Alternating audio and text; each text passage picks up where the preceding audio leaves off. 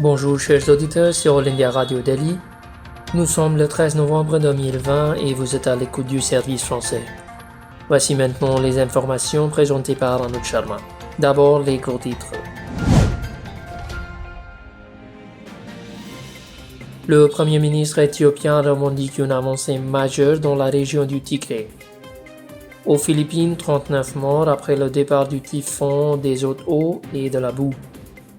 L'Union européenne exhorte la Chine à revenir immédiatement sur sa décision de disqualifier les législateurs élus de Hong Kong. L'envoyé intérimaire de l'ONU en Libye annonce une percée le 3e jour. Les responsables américains de la sécurité électorale rejettent les allégations de fraude de Trump. Plus d'1 million de tests Covid-19 effectués en moyenne chaque jour au cours des 6 dernières semaines. L'Inde fournit 50 tonnes métriques d'aide alimentaire à la population de Djibouti.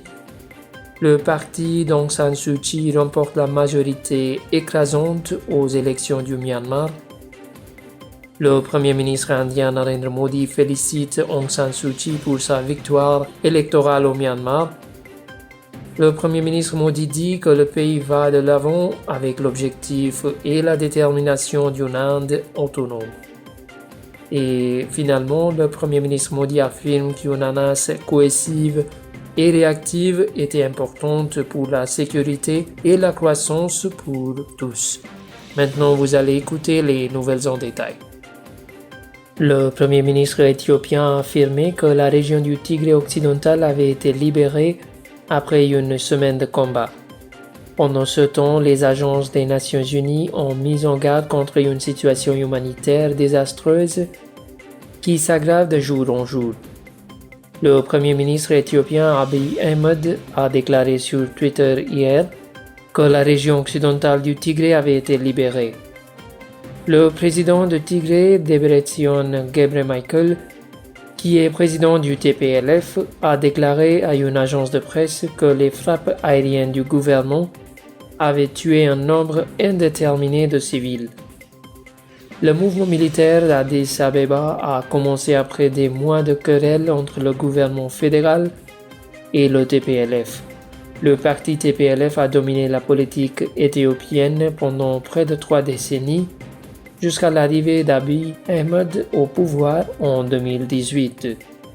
Environ 11 000 personnes sont passées de l'Éthiopie au Soudan pour fuir le conflit depuis le début des combats et environ 50% d'entre elles sont des enfants, selon un représentant de l'Agence des Nations Unies pour les réfugiés. Aux Philippines, la chute du typhon Vamco aujourd'hui a laissé les villages recouverts de boue épaisse et de débris, provoquant des inondations qui ont envoyé des gens fuir vers leur toit et tué au moins 39 personnes.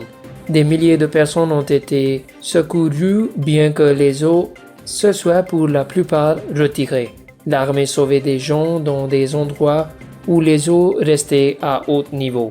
Des véhicules d'assaut amphibies qu'on utilise en général dans les opérations de contre-insurrection ont été déployés pour les opérations de sauvetage. L'Union européenne a exhorté la Chine à annuler immédiatement la décision de disqualifier les législateurs élus, la qualifiant de coup dur pour l'autonomie de Hong Kong. Dans une déclaration, l'Union européenne a déclaré que la dernière décision arbitraire de Pékin sape davantage l'autonomie de Hong Kong en vertu du principe « un pays, deux systèmes ». Il a ajouté que les dernières mesures portaient un nouveau coup dur au pluralisme politique et à la liberté d'opinion à Hong Kong. L'envoyé intérimaire des Nations Unies en Libye, Stephanie Williams, a annoncé une percée le 3e jour des 55 pourparlers à Tunis.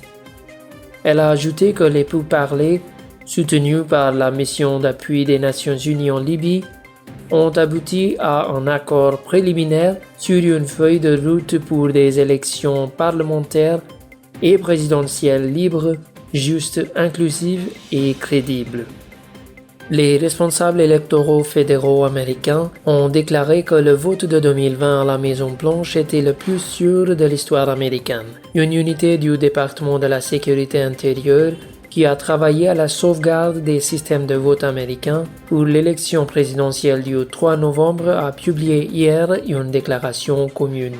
Le comité de l'Agence pour la cybersécurité et la sécurité des infrastructures a annoncé qu'il n'y avait aucune preuve qu'un système de vote ait été de quelque manière compromis. Il a dit qu'aucun vote n'avait été ni supprimé, ni perdu, ni modifié. Le comité a déclaré qu'il existait de nombreuses allégations non fondées et des possibilités de désinformation sur le processus électoral. Nous pouvons vous assurer que nous avons la plus grande confiance dans la sécurité et l'intégrité de nos élections. Le comité s'est prononcé après que M.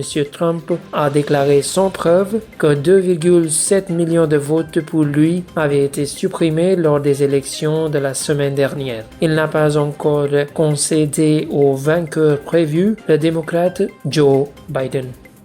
Le ministère indien de la Santé a déclaré que des tests complets et élevés sont essentiels dans la stratégie visant à freiner la chaîne de transmission de COVID-19. Dans une série de tweets, le ministère a déclaré qu'à partir de quelques tests en janvier de cette année, l'Inde a atteint un sommet de plus de 12 millions de tests au total en novembre. Avec une capacité quotidienne d'1,5 million de tests, plus d'1,1 million de tests ont été effectués en moyenne chaque jour au cours des 6 dernières semaines. Le ministère a aussi déclaré que ces tests complets conduisaient à une identification précoce, à un isolement rapide, à une hospitalisation rapide et à un traitement efficace des cas de COVID-19.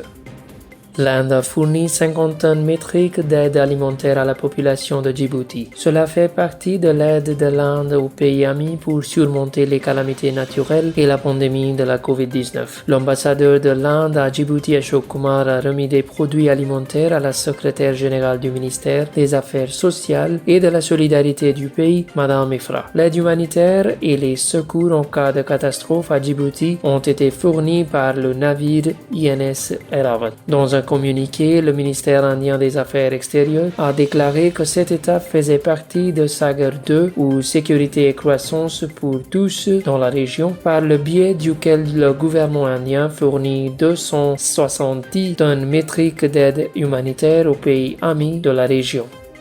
Le parti au pouvoir de la leader du Myanmar, Aung San Suu Kyi, a remporté suffisamment de sièges parlementaires pour former le prochain gouvernement, selon les résultats officiels annoncés aujourd'hui. Le scrutin a été contesté par l'opposition alignée sur l'armée. Selon le dernier lot de résultats officiels, la Ligue nationale pour la démocratie, ou NLD, Aung San Suu Kyi a obtenu les 322 sièges à la législature bicamérale nécessaires pour former un gouvernement. Le principal parti d'opposition, le Parti de la solidarité et du développement de l'Union, ou USDP, soutenu par l'armée, avait remporté 24 sièges selon les résultats officiels partiels.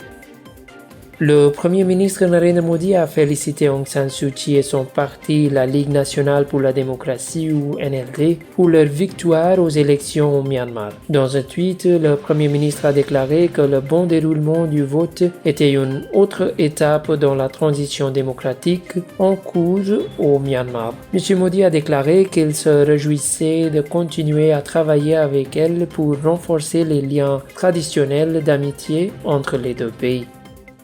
Le Premier ministre Narendra Modi a déclaré que le pays allait maintenant de l'avant avec l'objectif et la détermination d'une Inde autonome. Il a dit que l'idée d'une Inde autonome et la conscience collective de plus d'1,3 milliard d'Indiens est fait désormais partie de nos aspirations. M. Modi a affirmé que les jeunes du pays sont les ambassadeurs de la marque indienne à travers le monde et qu'ils représentent la culture et la tradition de l'Inde. Le Premier ministre s'exprimait après avoir dévoilé la statue de Swami Vivekananda sur le campus de l'université Jawaharlal Nehru à New Delhi. par vidéoconférence. M. Modi a déclaré que l'objectif du projet Atmanirbhar Bharat ou l'Inde autonome ne se limite qu'à l'autonomie physique ou matérielle. Il a dit que le projet est dynamique et couvre un large éventail. M. Modi a déclaré qu'une nation ne devient autonome que lorsqu'elle devient autonome en matière de pensée, de pratique et de ressources.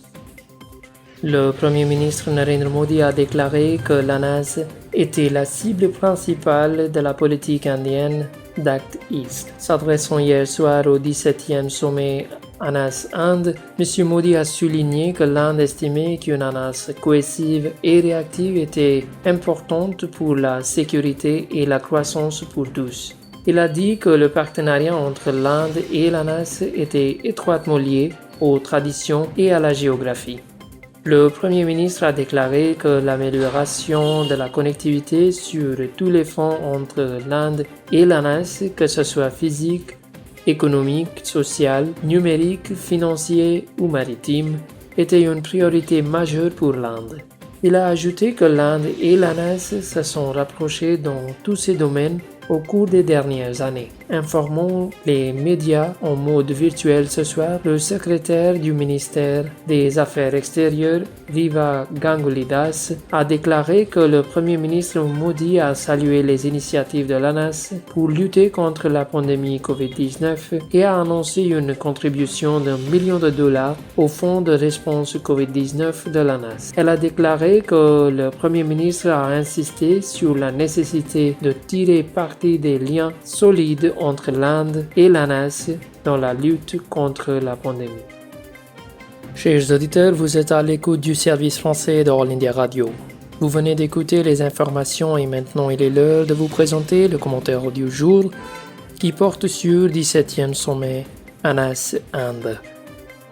Le Premier ministre Narendra Modi a assisté au 17e sommet ANAS-Inde en mode virtuel à un moment où la pandémie de coronavirus s'étend à toute la région. Les relations économiques et commerciales sont sous tension car la pandémie a eu un impact sur les performances économiques de nombreux pays de l'Asie du Sud-Est et de l'Inde. Dans ce contexte, le Premier ministre Modi a mis l'accent sur l'initiative de connectivité entre l'Inde et l'ANAS sur tous les formats, y compris physique, social, numérique, financier et maritime. Les projets de connectivité sont en train de devenir un point de mire fondamental pour que les pays favorisent le dynamisme économique comme l'investissement, la croissance de l'emploi et le tourisme. En offrant une ligne de crédit d'$1 milliard américains au projet de connectivité de l'ANAS, l'Inde a offert un engagement financier substantiel pour tenir ses promesses, ce qui souligne la volonté croissante de New Delhi d'améliorer la connectivité entre les pays de l'ANAS et entre l'Inde et l'ANAS.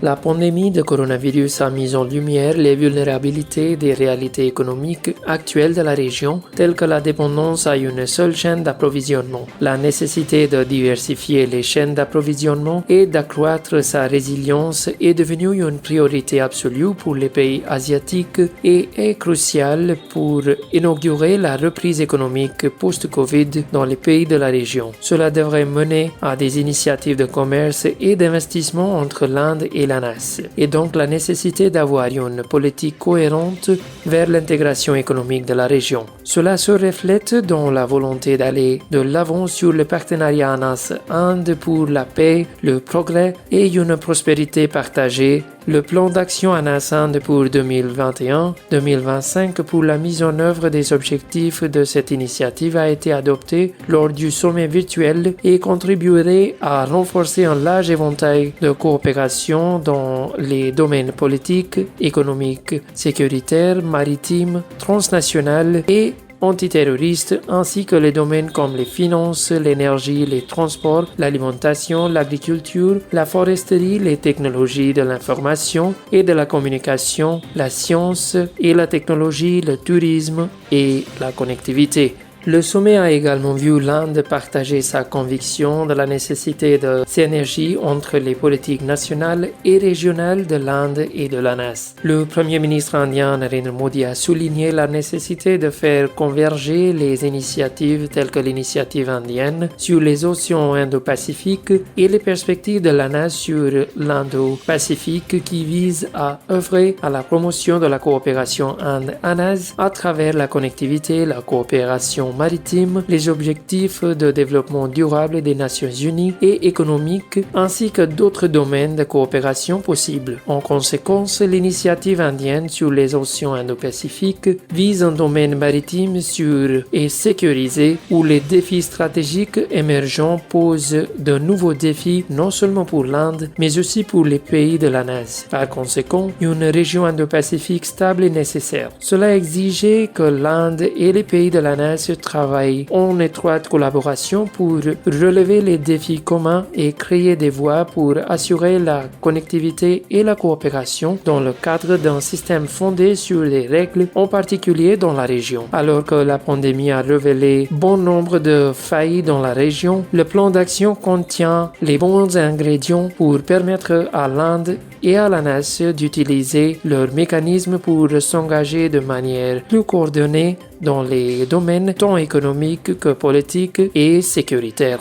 Le sommet Inde-ANAS a fermement exprimé le désir de l'Inde de coopérer étroitement avec les pays de l'ANAS et le rôle central de la région dans ces initiatives. L'intérêt stratégique de l'Inde est de maintenir la région de l'ANAS stable et sûre, en particulier la mer de Chine méridionale. Il faudrait un engagement dans le cadre de l'initiative sur les océans Indo-Pacifiques avec l'ANAS. L'alignement des objectifs des politiques de l'ANAS sur les politiques indiennes devient important.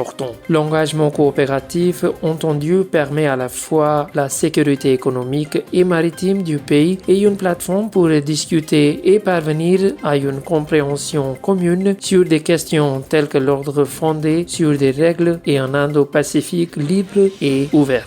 La vision de l'Inde pour l'Indo-Pacifique envisage une multitude d'engagements dans les domaines politiques, économiques et sécuritaires qui restent inclusifs et pluralistes. La prospérité partagée n'est pas un mot à la mode, mais elle est étayée par des initiatives politiques concrètes et une volonté politique. C'est pourquoi le sommet virtuel ANAS-Inde a montré l'attachement de l'Inde au monde et les efforts de New Delhi pour mettre en place des politiques plus coordonnées pour la région. Chers auditeurs, vous venez d'écouter le commentaire du jour rédigé par la Dr M.S. Pratibha et traduit par Savita Peitaneja. Chers auditeurs, c'est All India Radio Delhi et nous venons à la fin de notre programme d'actualité. Merci.